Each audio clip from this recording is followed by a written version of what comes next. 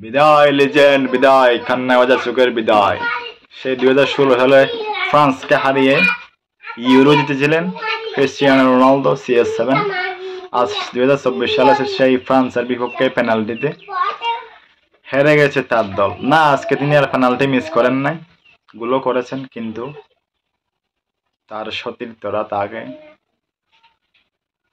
Semifinal পর্যন্ত উঠাতে পারেন নাই।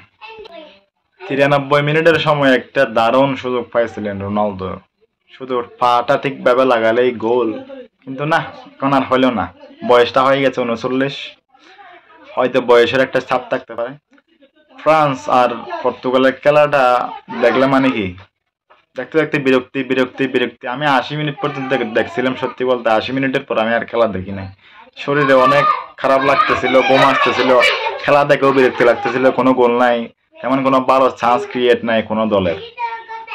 শেষ পর্যন্ত বিরক্ত হয়ে একদম ঘুমাই পড়ছিলাম। সকালে উঠে দেখি 5-3 পর্তুগাল হেরে গেছে।